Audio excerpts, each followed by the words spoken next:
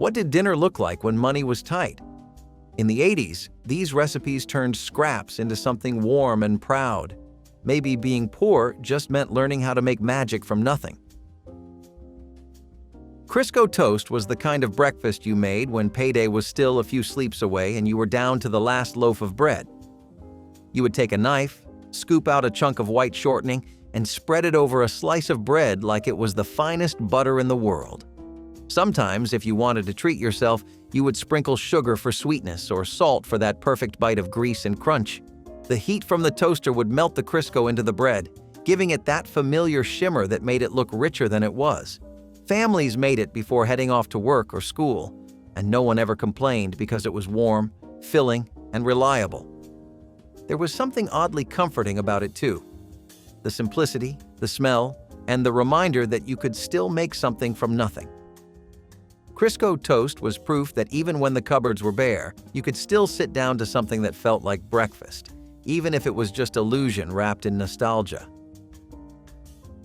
Ketchup and egg scramble was born in kitchens where groceries ran out faster than the week. You would crack 2 eggs into a pan, squeeze a generous squiggle of ketchup, and mix until everything turned pink and sizzly. The ketchup added color, tang, and a sweetness that made even the thinnest batch of eggs taste like more than it was. It stretched the meal, gave it life, and added a hint of something bright in a time when flavor usually meant salt.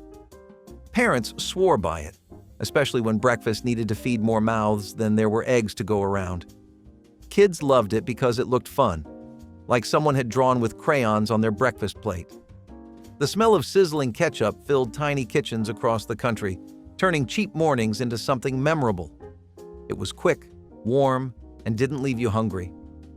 For many families, it wasn't just food, it was a little lesson in making do, in turning scarcity into something that still made you smile before heading out into the day. Boiled hamburger gravy on bread was a working-class miracle that filled bellies and stretched a single pound of beef for days. Instead of frying the meat, folks would boil it in water until it crumbled into soft bits, then stir in flour and a little grease to make a thick, savory gravy. It wasn't pretty, but it smelled like home, and it soaked right through white bread like a promise. Some called it poor man's stew, others called it Tuesday dinner, but it was the same everywhere, simple, hearty, and cheap. It was the kind of meal you made when the fridge looked bare, yet somehow everyone left the table satisfied. The gravy clung to your fingers, the bread got soggy, and no one complained because it tasted like comfort. If you were lucky, you added pepper or onions, but even plain, it hit the spot. This was survival cooking that didn't apologize for itself, just warm, heavy food for long days and tired hearts. Powdered cheese rice came straight from the era of boxed dinners and instant fixes. When the macaroni ran out, but that bright orange packet of cheese dust was still sitting in the box, you made do. You'd toss it into a pot of leftover rice with a splash of milk or margarine, stir until everything turned creamy, and serve it like it was gourmet. It was the taste of the 1980s on a budget. Salty, neon orange, and undeniably satisfying. Parents knew it would fill stomachs fast, and kids didn't know they were eating leftovers dressed up as something special. You could stretch 1 box of mac and cheese into 3 nights of dinners if you were smart about it. That glowing cheese powder had a power of its own. It made anything feel a little indulgent, even plain rice.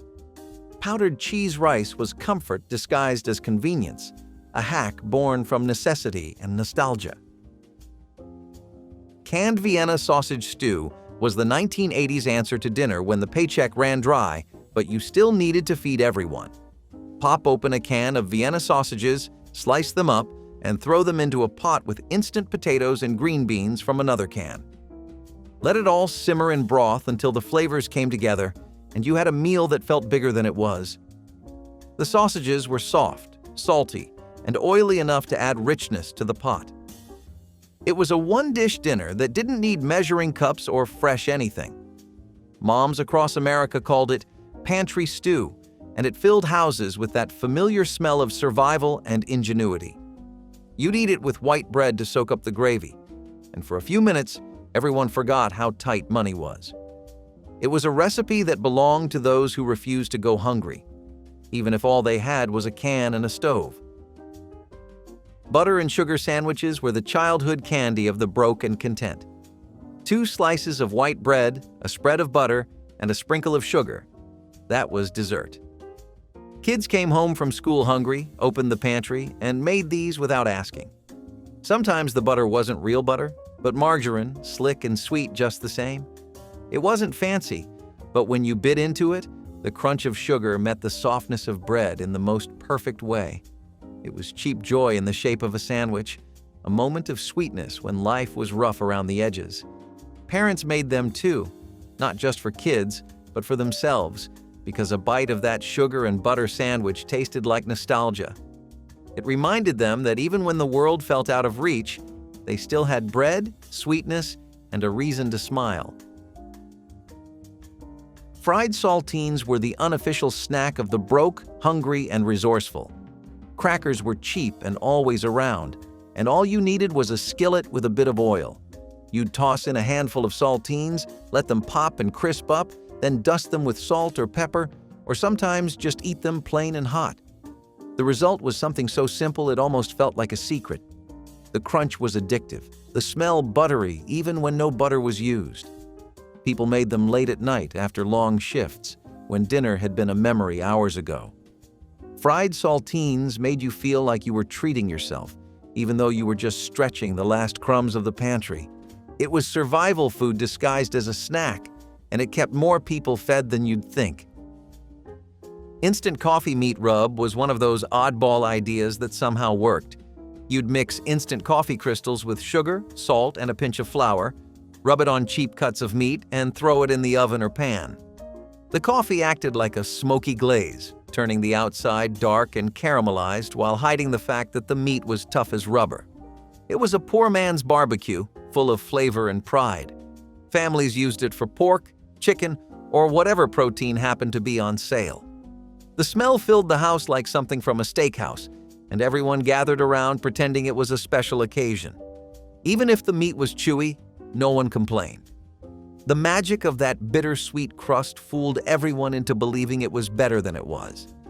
It was one of those small miracles from a time when making dinner meant making do.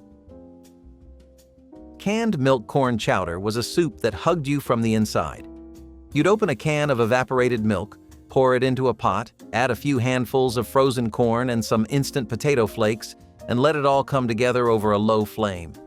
The result was thick, creamy, and comforting, the kind of meal that tasted richer than your wallet said it should. It warmed you up fast and made you feel like you had something special on the stove.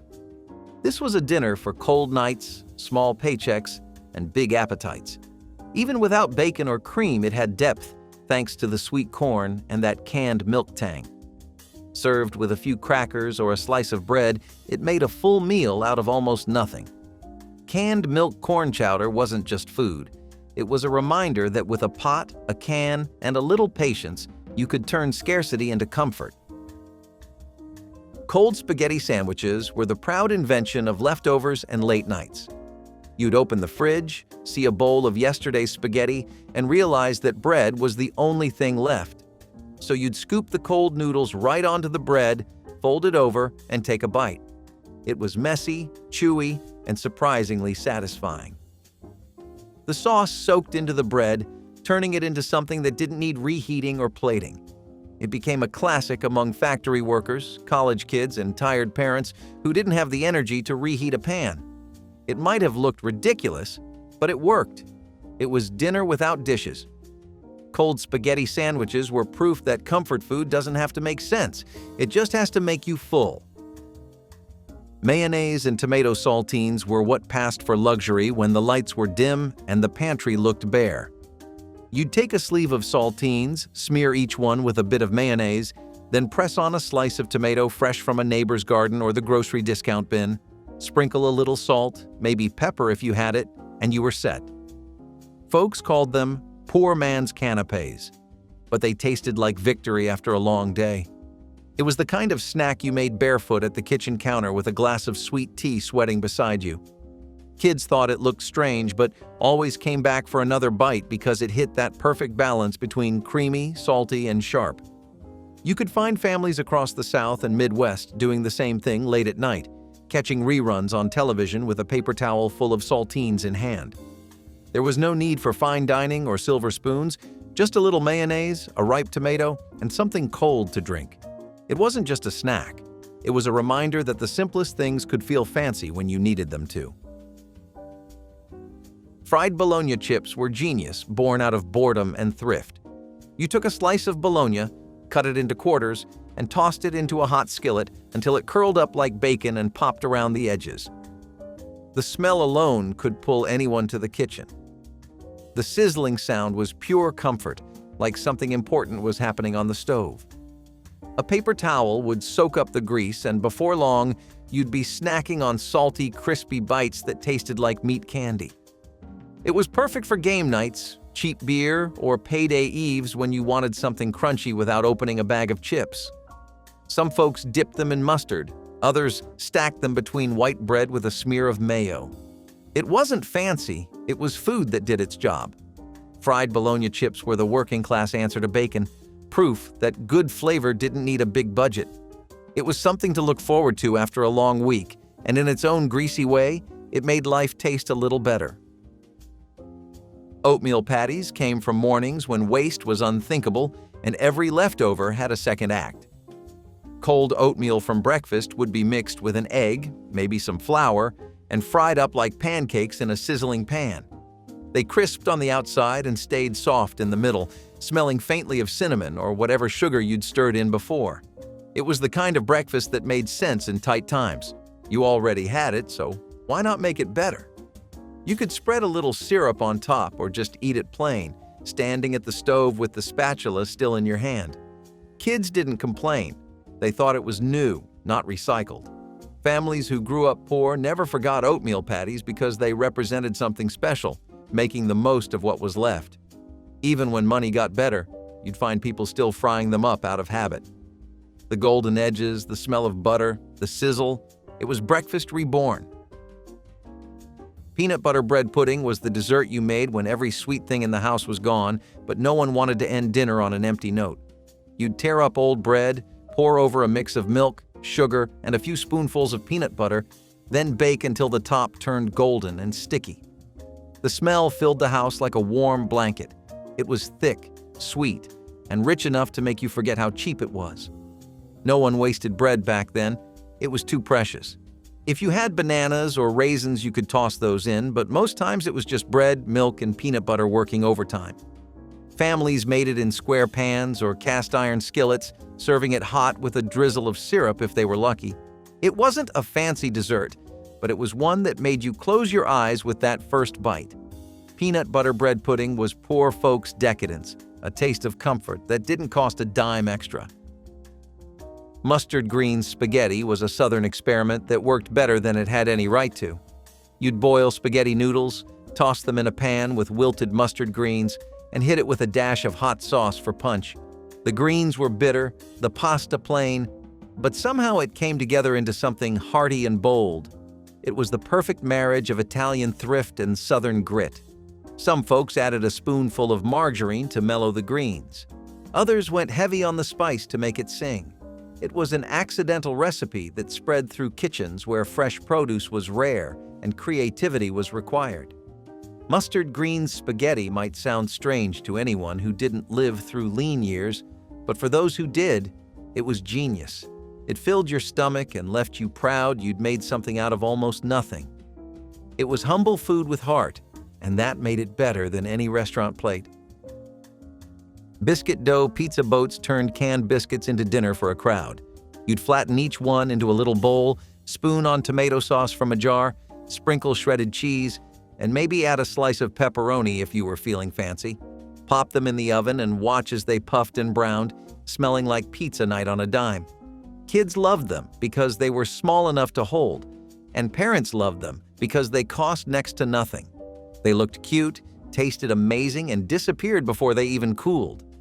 It was the kind of meal you could make out of leftovers and pantry scraps without needing a recipe card. The 1980s were full of little tricks like this, turning store-brand dough and canned goods into a moment of joy. Biscuit dough pizza boats weren't just food, they were a celebration of what imagination could do on a shoestring budget. Fried potato peel chips proved that nothing went to waste in the thrifty kitchen. When you peeled potatoes for dinner, you saved every strip, rinsed them, and threw them into a hot pan of oil until they curled and browned. Sprinkle salt, and suddenly you had the crispest, saltiest snack imaginable. It was crunchy, earthy, and satisfying in a way that store-bought chips could never match. Poor families knew better than to toss good food away, and this snack was living proof. Kids would snatch them from paper towels while they were still warm, mouths burning, but too happy to care. It was the kind of food that made the kitchen smell rich even when you had nothing fancy to cook. Fried potato peel chips were a masterclass in making something from scraps, turning the parts others threw away into a reason to smile. Cornmeal drop dumplings in broth were a warm meal born from desperation and a little genius. When meat was scarce and soup looked too thin, a quick cornmeal batter could save dinner. You'd mix cornmeal with water or milk, pinch off little balls, and drop them into bubbling broth to puff and soak up the flavor. They came out soft, dense, and delicious, tiny golden pillows floating in the pot. The smell of simmering broth filled the house, carrying a quiet promise that everyone would eat tonight. It was the kind of recipe that stretched the smallest pot of soup into something that could feed a family. Some added onions or pepper, others just relied on the broth to do the heavy lifting. Either way, it worked. Cornmeal drop dumplings didn't just fill bellies, they lifted spirits. They were proof that a handful of meal and water could turn hunger into gratitude. Cheese water soup might sound pitiful at first, but to families scraping by, it was survival disguised as comfort. When the pantry was empty, the milk long gone, and payday still days away, a spoonful of powdered cheese stirred into boiling water was enough to lift spirits. The steam carried the smell of warmth, even if the meal itself was little more than wishful thinking. Parents whisked it fast so the powder would melt smooth, creating the illusion of a creamy broth. A few shakes of pepper or a torn piece of stale bread on the side turned it into a full supper. Kids didn't question it. They called it cheese soup and slurped it proudly. It was salty, thin, and simple, but it filled the belly and soothed the mind. For adults, it was less about flavor and more about dignity, proof that even when the cupboards were bare, there was still something to feed the family. Cheese water soup wasn't a dish people bragged about making, but everyone who lived through hard times remembered it. It was the taste of perseverance poured into a chipped bowl, reminding everyone that even the humblest meal could feel like home. Butterbean burgers were the quiet champions of the broke man's dinner table, turning pantry scraps into something worth savoring. You'd start with a can of butter beans, mash them until smooth, and mix in breadcrumbs, an egg, and a pinch of salt and pepper. When fried, the patties crisped up perfectly, the edges golden brown and the centers creamy like mashed potatoes. The beans brought a rich, earthy flavor that made you forget there wasn't any meat involved. You could serve them on bread with mustard, stack them like real burgers, or eat them straight from the skillet with a fork. They filled you up fast and cost next to nothing, a miracle in itself. Families loved how far one can could go, and kids didn't mind because they tasted good. It was one of those rare recipes that started from desperation but stayed for its flavor. Butterbean burgers proved that meat wasn't the only thing that made a meal feel whole. They were born from necessity but carried pride, the sound of sizzling oil marking another night conquered. Poverty taught people to adapt, but these burgers taught them to thrive. Ritz Cracker Tuna Melt Bake was the definition of 1980s ingenuity, a dinner built from scraps that somehow felt like a feast. You'd mix canned tuna with a spoonful of mayonnaise, maybe stretch it with a little celery or onion if you had it, and spread it into a battered casserole dish. Then came the magic, a blanket of crushed Ritz crackers sprinkled over the top, glistening with butter, and a few slices of processed cheese layered for good measure. When it baked, the edges browned, the middle bubbled, and the smell filled the whole apartment like hope. It looked like luxury, but it was born from frugality. You could feed a whole family on one can of tuna and half a box of crackers, and still have leftovers for the next day. Kids fought over the crispy top layer while parents smiled in relief. It wasn't glamorous, but it was dependable, comforting, and rich in all the right ways. This dish didn't just fill plates, it filled the silence that hunger left behind. Ritz Cracker tuna melt bake turned a handful of cheap ingredients into something that tasted like victory after another long, hard day. Hot dog fried rice was the 1980s answer to fast food when nobody could afford the drive-thru. You'd grab the leftover rice from the night before, toss it into a skillet, and chop up a few hot dogs to throw in. The soy sauce packets saved from cheap takeout finally earned their keep, sizzling as they hit the pan. The smell filled every corner of the kitchen, salty and smoky with a little sweetness from the rice. If you had an egg, you'd crack it right in and stir fast, watching it turn the whole thing golden. If you didn't, no one complained. The hot dogs carried enough flavor to make it feel like a real meal. It looked humble, but it tasted like triumph. Families made it at the end of the week when groceries ran low, and somehow it always hit the spot.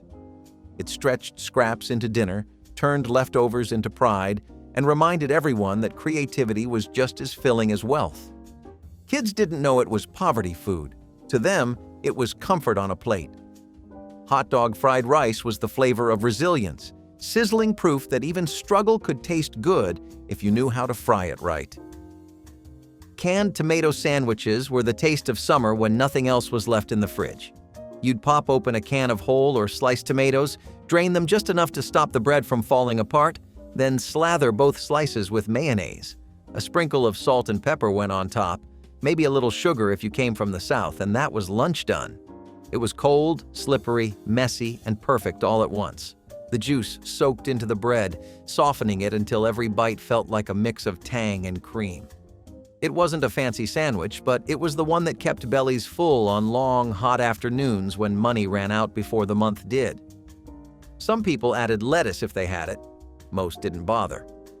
It was simple, nostalgic, and surprisingly satisfying.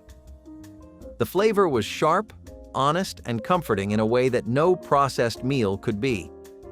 It didn't matter that it came from a can. It still tasted like home. Every bite told a story of resourcefulness and grace under pressure. For families in the 1980s, canned tomato sandwiches were proof that even the simplest things could feel like love. Pancake batter corn dogs were the carnival you made when you couldn't afford the fare. You'd mix up a bowl of pancake batter, slice hot dogs into chunks, and spear them with whatever you could find: forks, chopsticks, or even straws. Then came the best part: dipping each one into the batter and dropping it into hot oil until the outside puffed up and turned golden. The smell alone could make the whole block jealous. Sweet, crispy, and greasy in all the right ways, they were chaos turned delicious. Families made them on Friday nights when they wanted to give the kids something fun without spending anything extra. Sometimes they dipped them in syrup, sometimes in ketchup, sometimes both. There were no rules. You could fry 10 of them for the cost of one real corn dog, and everyone got seconds. They were crunchy on the edges, soft in the middle, and gone in minutes. Pancake batter corn dogs were a reminder that joy didn't need money. It just needed a little imagination and a lot of hot oil. In a world that felt hard, these golden bites brought a little laughter back to the table. Instant oatmeal muffins were breakfast alchemy at its absolute finest. A miracle born out of leftovers and imagination.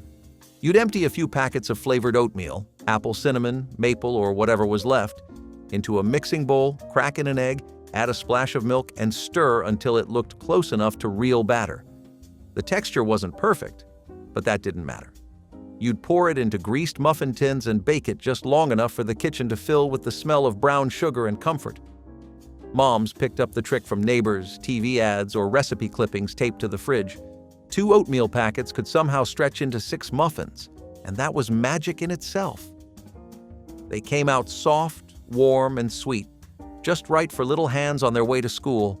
Raisins made them feel fancy. Chocolate chips made them feel like dessert, and even plain, they hit every craving. Instant oatmeal muffins weren't about showing off. They were about showing love with whatever you had. They were the kind of breakfast that didn't look like struggle. It looked like care. For families trying to stretch the grocery bill one more week, that was everything. Velveeta potato bake was the crown jewel of the comfort table in the 1980s, and it didn't take much to make. Just a few peeled and diced potatoes, a splash of milk, and a handful of bright orange Velveeta cubes that melted into creamy gold. The whole dish bubbled and hissed in the oven, turning every corner of the house into a buttery, cheesy paradise. When you opened the oven door, the smell hit first. Rich, warm, and unmistakably fake, but somehow perfect. The top browned slightly while the middle stayed soft and gooey, thick enough to scoop but smooth enough to melt on your tongue. Families brought it to church potlucks and Sunday lunches, always disappearing before anything else on the table. It was the definition of cheap cooking done right, the kind of dish that cost a few dollars but felt like a treat. Kids thought it was fancy, parents knew it was survival. Velveeta potato bake didn't pretend to be healthy or refined. It was comfort in its purest form. It was a casserole made with love and necessity, proof that a block of cheese could turn poverty into pride. Powdered milk chocolate pudding was the sweet ending that made every tight grocery week feel worth it. You'd mix dry milk with cocoa powder, sugar, cornstarch, and a little water, whisking fast until it came together into a glossy brown dream. It simmered slow on the stove, thickening just enough to coat the spoon. Once it cooled, it went into reused butter tubs or chipped mugs, then straight into the icebox until firm. The first spoonful was pure bliss, smooth, sweet, and just chocolatey enough to make you forget how simple it was. Kids licked the pot clean, laughing at the sticky whisk marks on their fingers. Nobody cared that it wasn't real milk. What mattered was that it felt indulgent. Sometimes you'd top it with whipped cream from a can or a sprinkle of sugar if you wanted to be fancy. It was cheap, it was easy, and it made even the hardest weeks taste soft around the edges. Powdered milk chocolate pudding was proof that sweetness didn't come from money. It came from patience, persistence, and love stirred over a warm stove. Ritz cracker chicken coating turned every oven into a poor man's fryer and every Sunday night into a feast worth waiting for. You'd crush up a full sleeve of buttery Ritz crackers inside a plastic bag until they were fine and crumbly, then roll chicken legs, thighs, or even drumsticks through a bowl of beaten eggs before covering them completely in the crumbs. Once they hit the oven, the smell alone could fill the house with the promise of something good. The crackers browned just right, trapping all the juices inside the chicken and creating a golden crust that was crisp, savory, and rich without needing oil or a deep fryer. It was crunchy on the outside, tender in the middle, and budget-friendly all the way through. Families loved it because it felt like fried chicken night without the cleanup or cost. Even neighbors could smell it through the windows and knew someone was eating well. It was the kind of dish you could bring to a church supper and proudly pass off as something special. Ritz cracker chicken coating wasn't just about saving money, it was about finding flavor where others saw leftovers. It was thrift at its finest, and nobody complained about seconds. Canned pineapple sandwiches were the kind of sweet and savory mystery that only the 1980s could have invented. You'd take 2 slices of plain white bread, spread mayonnaise on both sides, and add a shiny yellow ring of canned pineapple straight from the tin. Sometimes people added a sprinkle of salt or a dash of chili powder, but most kept it simple. Soft bread, creamy mayo, and the sharp sweetness of fruit. The pineapple juice would soak through the bread just enough to make it sticky and tender. It was a strange combination that shouldn't have worked, yet somehow it did. Families who couldn't afford lunch meat still had a way to make something that tasted like effort. The contrast of tangy and smooth, salty and sugary made it oddly addictive. Kids might roll their eyes at first, but one bite usually turned into 2. It was the kind of meal made when paychecks came late and grocery lists ran short, and yet it still managed to feel cheerful. Canned pineapple sandwiches became a quirky comfort across small towns and big cities alike, reminding everyone that even strange pairings can taste like hope. Sugar rice with cinnamon was dessert for nights when money ran out but cravings didn't. You'd scoop up leftover white rice, stir in a spoon of sugar, a bit of margarine, and a sprinkle of cinnamon until it shimmered like brown speckled gold. The steam rising from the pot smelled like warmth and patience.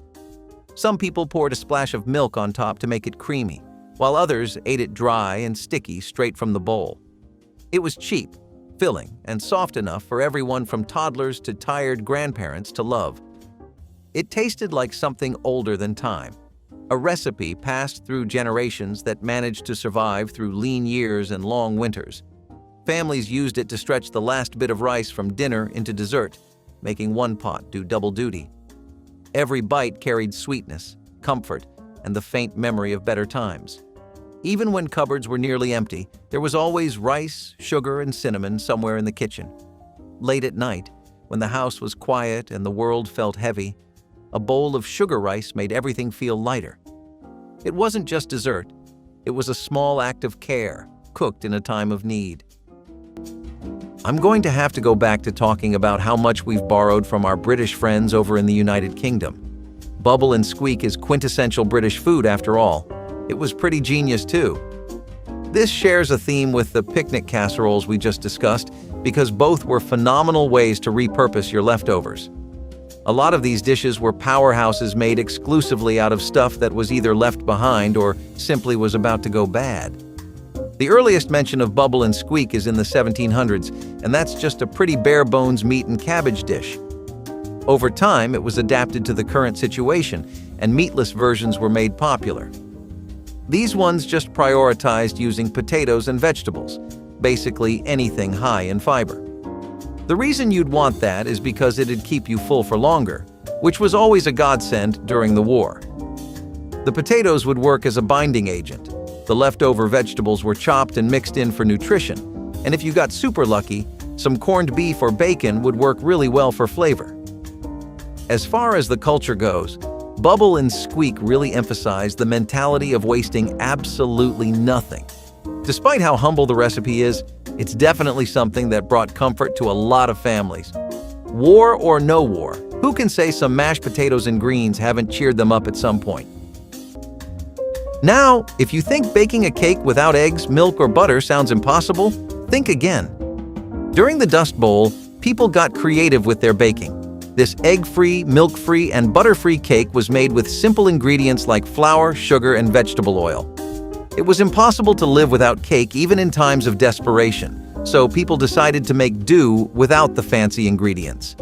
Now, I know eggs, milk, and butter don't sound fancy to us, but these ingredients were a luxury to find during the Dust Bowl days, and even if you did find some, it was never enough to whip up a whole cake. The cake might not have been as rich as its traditional counterparts, but it was a sweet treat that offered a bit of comfort during difficult times. Egg drop soup sounds a little fancier than it is, but have you never had a simple dish that knocked the socks off of you? Just a 2 or 3 ingredient show that really hit home, ticked every box, and left you with a smile? Egg drop soup was a lot like that. It was just diced potatoes and onions, which might get you thinking of the pie we just went over, but this is more like a broth. If chicken broth was there, then of course that was the foundation, but water worked too. Once the potatoes started cooking, you would drizzle some scrambled eggs before adding whole ones. It might look lumpy and score a little less for presentation, but it deserves a solid A+ just for the taste alone, especially if you would pair it with some leftover bread. If you are considering giving up Starbucks as a hardship, just try making your coffee out of these plants. Dandelion coffee came into existence during the Dust Bowl when people could not afford coffee beans and other products. That's right, those yellow flowers that appear on your lawn in spring and are so annoying once provided the means to satisfy caffeine cravings at the survival level. For it, people would uproot dandelions, bake the roots until they were black and toasty, and then pulverize them into a brew. There was no sugar or cream, just the natural taste of roasted roots. It was not as strong as real coffee, but it provided people with something warm to drink in the mornings when they were unsure about the future. Moreover, dandelions were free and easily available, no need to go to Starbucks. To the chagrin of dandelion coffee, it is now considered a health drink. Rich in antioxidants, it is believed to have liver benefits and can be found at health food stores for a hefty price. It was not about the latest fad diet or the newest way to live a healthier lifestyle. It was about not going insane without your cup of coffee in the morning. I can't help but wonder how the farmers of Dust Bowl must have been feeling sipping on this dandelion brew and hoping for a better tomorrow and a decent cup of coffee. Now it is a retro chic beverage, while back then, dandelion coffee was a means of getting back to the normal, even if the normal tasted like the grass one mows. Split pea soup was always something that we enjoyed greatly, mostly thanks to our European neighbors in the States. They didn't become a nationwide sensation until the Depression and World War II hit, though. That entire period actually saw an insane spike in the general perception of beans, peas, and lentils. Basically, anything that was vaguely similar to that was suddenly God's greatest gift to Earth. This doesn't just have to do with the times being hard and there being a massive war going on either. It has to do, again, with some age-old state-backed peer pressure. A lot of people were lost in the face of rations and surpluses that just didn't make the cut or last very long. The tensions with the government were extraordinarily high, especially with a lot of people just being tired of the war effort. The government of the United States of America decided to encourage people to cultivate some new hobbies in these trying times. One of those happens to be foraging, and it was just as convenient as it sounds.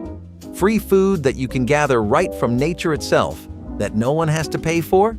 You can definitely see why something like that went mainstream. Now, bacon grease might seem like a strange thing to highlight, but hear me out. In a time when oil was scarce, bacon grease was like liquid gold. It was used for everything from frying potatoes to greasing pans. And let's be honest, it adds a flavor boost to just about anything. Can you imagine making biscuits with bacon grease? Oh, it was good. Bacon was one of the few adorable meats during this time, and it left behind grease, which was way too good to just toss out. Now, I know this bad boy has no nutritional value, but sometimes all you need is a little flavor in your life, and it's fine to have cheat days sometimes, right?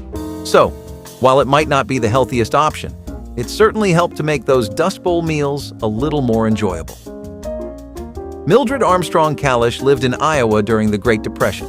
She recalls cooking with bacon grease, which she called her family's Tuscan olive oil. So, scrapple is pretty common in Pennsylvania even today, but it started in the 1930s as a mush of pork trimmings with cornmeal or buckwheat and some minimal spices. Since people had limited options for their culinary ventures, most scrapple were not as tasty as they could have been. That does not mean it lacked a kick, though, as most people found that even for trimmings, it worked pretty amazingly overall. People would regularly make it a habit to ask their butcher to save any scraps that were left over or unused because they had some scrapple in mind for today's menu. Especially in the Mid-Atlantic in places like Virginia, Delaware, Washington, and South Jersey. People would use offal too and make a broth out of the bones, though in the end any bones and fat were taken out of the dish. If you always believed that only the drippings can be used to make gravy, then you are wrong. Blood gravy was a Dust Bowl staple that created a meal from the most unappetizing of ingredients, animal blood. Sound intense? It was. But back then, farmers couldn't afford to waste a single drop, literally. Blood gravy was produced by drawing fresh blood from animals, particularly pigs or cows, and then mixing it with flour, milk, and spices to make it into a thick paste that was served as a relish. Served over biscuits or potatoes, it was rather tasty and rich in nutrients, which came as a complete shock. During a period when people suffered from a lack of iron, blood gravy was, in fact, a sort of multivitamin. This dish was both a product of ingenuity and the expenditure of a considerable amount of effort. Getting the blood was not easy, but the meal was filling. For today's food lovers, it may be hard to swallow, but blood-based recipes are not something new to the culinary world since there is blood pudding from Sweden and dinuguan from the Philippines. Would you try it? Seriously, I can take it if it's presented on a fluffy biscuit, and if it's well seasoned, I might be willing to try it.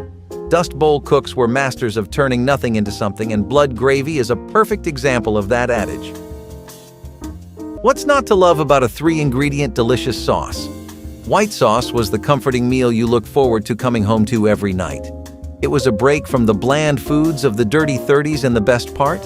It required just 3 common ingredients that were already staples in everyone's kitchen: flour, butter, and milk.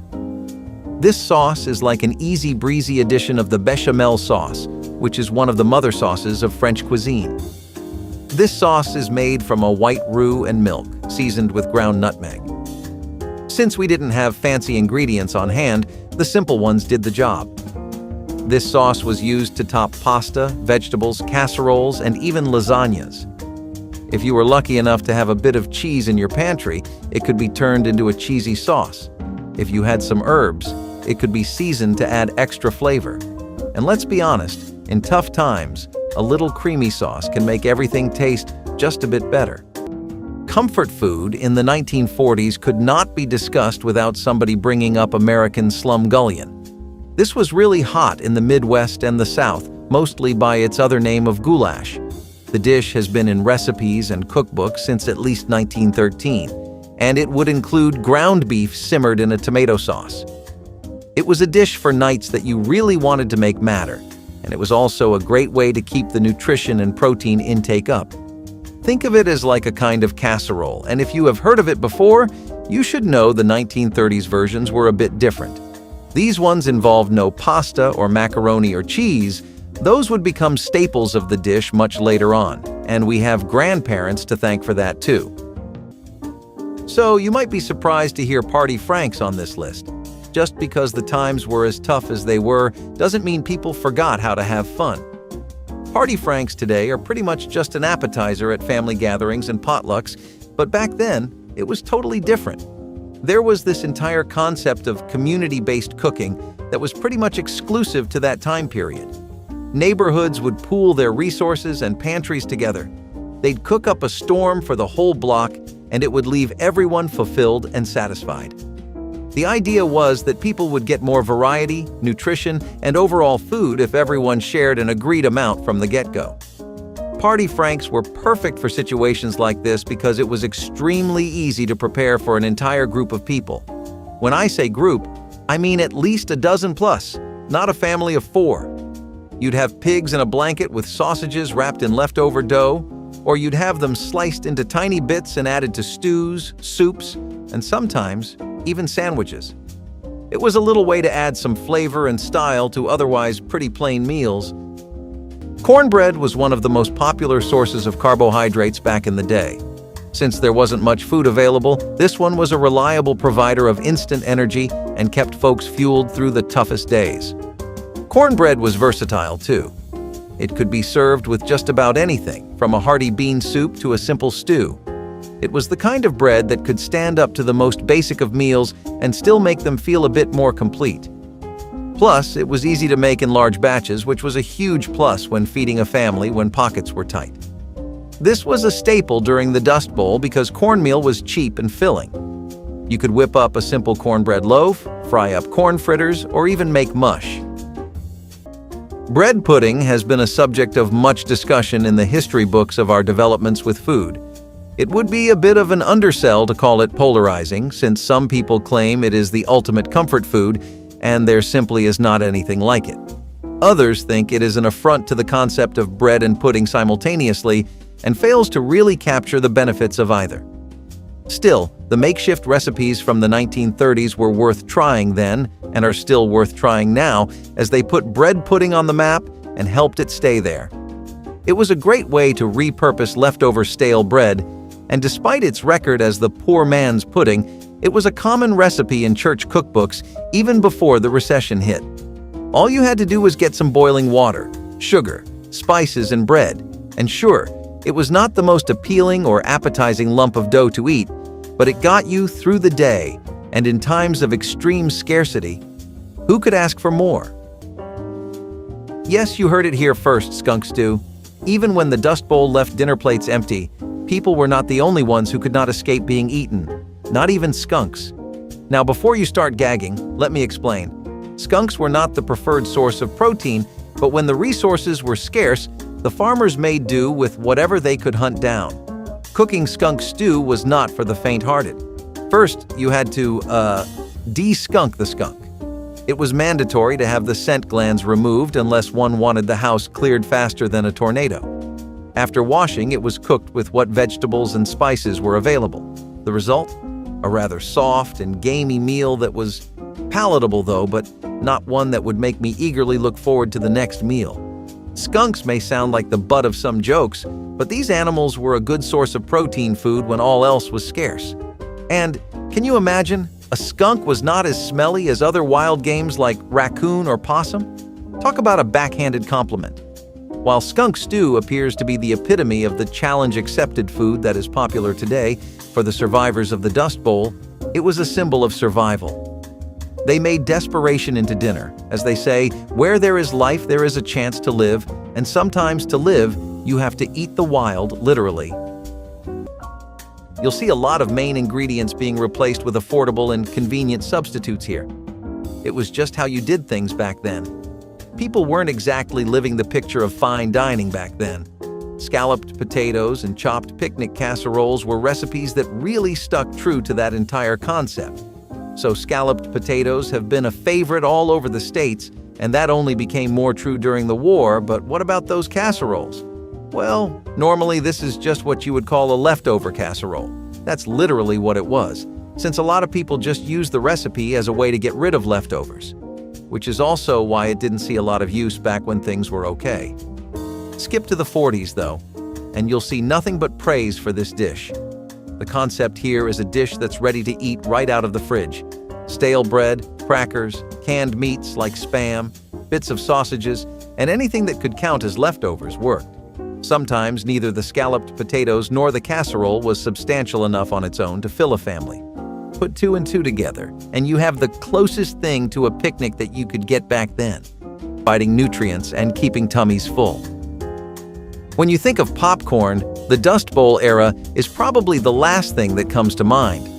Popcorn is the comfort food of the movie theaters, but believe it or not, they were still all the rage back in the 30s when options were limited. During the Dust Bowl, these crunchy snacks took on a whole new role. Yes, they paired popcorn with milk back then, and it became the combo of our dreams. When milk was available, it was poured over freshly popped popcorn to turn the snack into a whole meal. Milk was scarce, so it wasn't always available, but when it was, this meal was everyone's go-to.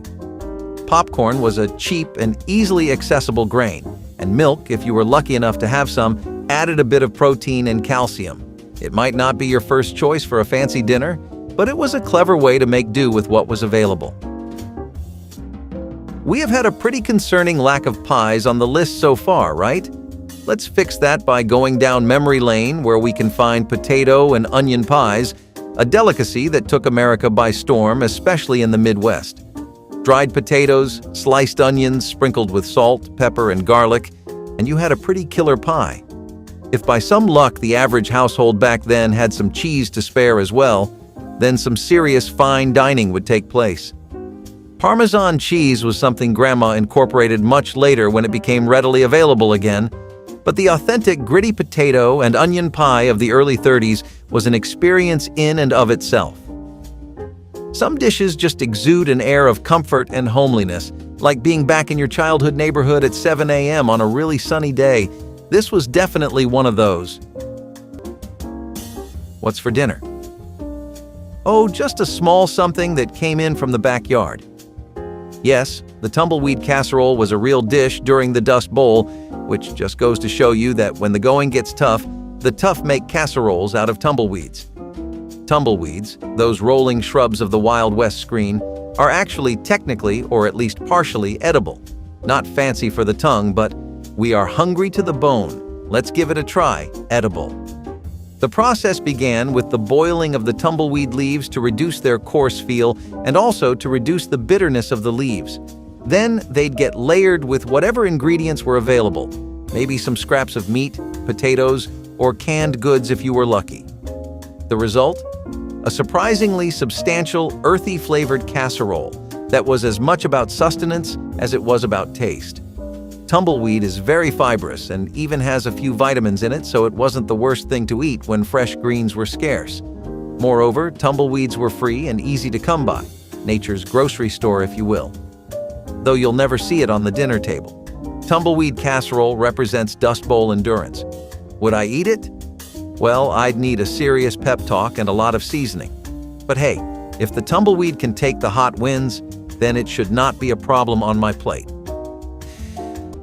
Beef barley soup is but a humble dish that comes right from tales of peasant wives making hearty breakfasts for their families. Sorry for sounding like a Lord of the Rings extra for a second. Really though, beef barley soup is as vintage as a recipe can get. Barley itself is one of the most ancient grains we have, not just in the States, but all across the world. Again, the idea of pairing it with beef is something we took from our European buddies that immigrated to Uncle Sam's greener pastures. When they weren't looking so green, and trust me, the 1930s and 40s were a long time, it was in everyone's mutual interest to play it smart. By that I mean there was a lot of inspiration to take from all the different communities around in the States. What is America if not a melting pot of different cultures? Beef barley soup used a lot less meat than the recipe typically calls for, but the substitute of roasted vegetables really brought it all together in a wonderful way. It was now not just a peasant dish for field workers, but something everyone had daily, because it was the best they could get. We've got one thing straight: meat was scarce during the dust storm era, so jackrabbits became a surprising alternative. These nimble critters were abundant in the wild, and they provided a valuable source of protein. Jackrabbits were often stewed or roasted, and its meat was said to be quite flavorful when prepared correctly. Jackrabbits, those long-eared critters that seemed to hop faster than a speeding bullet, became a potential meal. I'm not sure how they caught them, but I imagine it was a wild chase through a dust storm. Cooking jackrabbit was more of a skill than creativity, and preparing this dinner was a labor of hard work, as it was a lean meat that needed to be tenderized and seasoned well. But when done right, it was totally worth it. You might think that boiled animal hooves are something that only a survivalist would eat, and indeed, during the Dust Bowl, they were the only thing keeping some families going. When meat became unaffordable and gelatin packets were a luxury, hooves came in handy, literally and metaphorically. Animal hooves, preferably cow or pig, were used and boiled to make a broth that was as useful and as ugly sounding as it can get in our ears today. The long cooking process tenderized collagen present in hooves and made it into a natural binder for soups, stews, and even sweets. Yes, you heard it correctly, desserts. Gelatin from hooves was the secret behind the wobble in aspics, jellies, and custards. This was not about getting by. It was about getting the most out of each part of the animal. Hooves cooked were a rich source of protein and minerals and were a great food source during the lean periods. And even though they were not the most attractive, they ensured that bellies were filled and bodies were built. Today, such concepts as boiling hooves may cause some people to have goosebumps. However, in those days, it was business as usual. Dust Bowl meals were about subsistence, and at times, subsistence entails getting creative with what is available, or hoof. Stone soup is almost exactly what it sounds like, and it does involve a solid rock being in your soup. But hear us out, it is only temporary. Now, the origin of this term dates back to a European folktale about how two people would come into a town, convince everyone to share a bit of food, and then make a meal for the entire town. Sharing is caring, right? Anyway, the actual technique concerning food is to heat a rock in a fire and then place it in a bowl of soup so that it can cook it. People would add meat trimmings and scraps, plus carrots and cabbage to the soup to give it more nutritional value as well as flavor, and it did more or less work. What the real magic was that it browned the soup, which is something that you could not get in most standard soups people prepared. It also added a much richer flavor overall that was to die for, and people started to adopt the technique as it made soup on a budget much better than normal. Wasn't this a wonderful nostalgic journey through our grandmother's favorite recipes? Give us a like, subscribe, and let's keep those memories alive. Now, I don't know if you've ever thought of eating a dandelion fresh from the fields, but our ancestors have done it all for us. Yeah, dandelion salad was a staple during the Dust Bowl era. Since there were no fancy crops to harvest, dandelions had to do the job, and they did it pretty well. People would harvest the dandelion greens and toss them in a salad. Now, I'm not saying it would win any Michelin stars, but hey, it provided some vitamins and roughage, which is more than you can say about canned tumbleweed leaves. To make dandelion salad, the leaves were washed and mixed with whatever other ingredients were available, things like onions, radishes, and even bits of bacon if you were lucky. Believe it or not, This salad was actually tasty, or at least that's what I've heard. I guess we'll have to try it ourselves to know for sure. A pretty imaginative way of getting some familiar old flavors back into the weekly diet was mock food, specifically mock fish fillets. We're going to take a look this time at both this recipe and how exactly things like it became common. See, there's one thing about people from back then. While they definitely had it horrible, their circumstances really expanded their horizons in the kitchen. Mock culture was all about mimicking flavors of classic dishes with inexpensive ingredients. Stuff that was easy to get, wouldn't cut too deep into your pockets, and would also last you a good while. Mock fish fillets were actually made out of mashed potatoes. I really wasn't kidding when I said people really grew a newfound appreciation for potatoes. Recipes in cookbooks back then were using them in ways that the curly fries and hash brown-addled brains of you and I could only dream of. Still, there were times when even potatoes weren't available. In that case, they'd make use of bread. Now, you might naturally be wondering how bread even comes close to imitating the flavor of a fish fillet. Well, apparently, soaking it in some milk and mixing it with powdered eggs and flour actually forms a mixture that gets the texture down. Next, your spices: onion, parsley, pepper, and some pretty basic stuff, which was still easy enough to get. Though even those were stretched thin, spice cabinets would often run empty. Do you think this actually does the job? If you try it, share what you thought in the comments below. Who doesn't love the aroma of a good homemade casserole? Well, this hearty meal was still winning hearts even during the Dust Bowl days. Now, during the Dust Bowl, casseroles weren't the fancy, cheesy concoctions we know today. They were more like a hodgepodge of whatever was on hand. Leftover vegetables, some mystery meat, maybe some canned beans, all thrown together in a baking dish. Not exactly Instagram-worthy, but it was a way to use up scraps and fill up the dining table. Plus, they were the stars of potlucks and holiday dinners.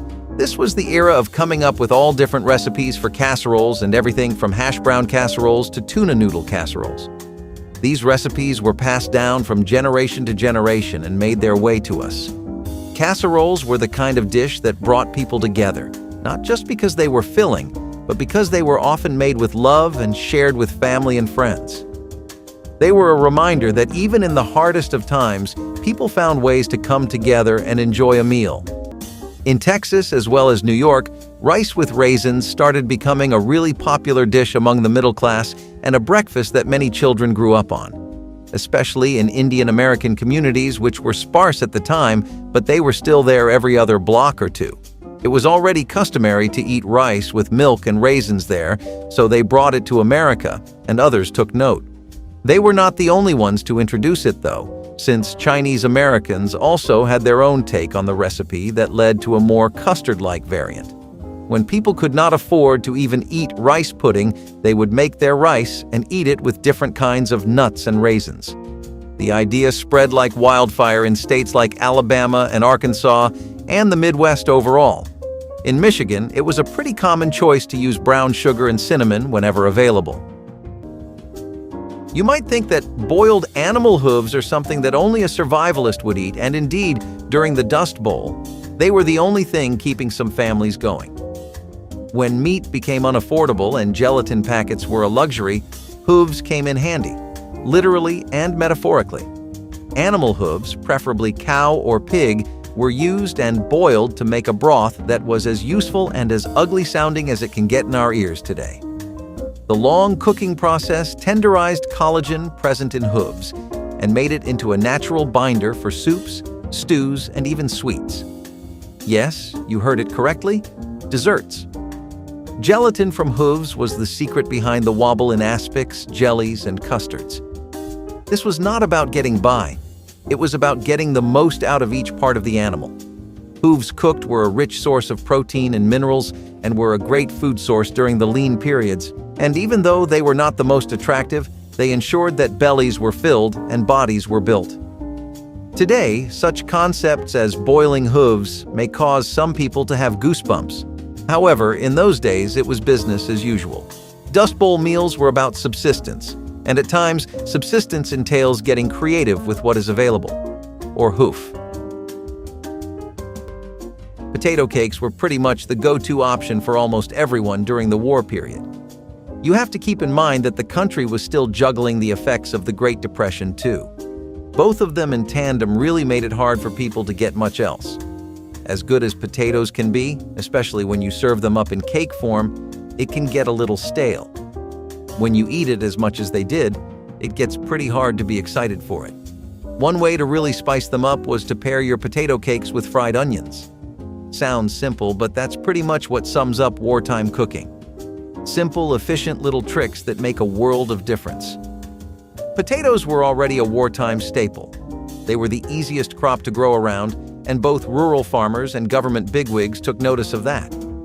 This was a simple and amazing way to get some easy comfort and keep bellies full. Also, another thing that made these really easy was how much people traded potatoes and onions. It was really common to barter with vegetables. That meant that the recipe got around. It was in community cookbooks too, so there was no shortage of positive PR for it. I guess you could say it's pretty deserved, wouldn't you say? Comment your favorite poor man's meal, hit like, and subscribe to keep these 1980s kitchen memories cooking.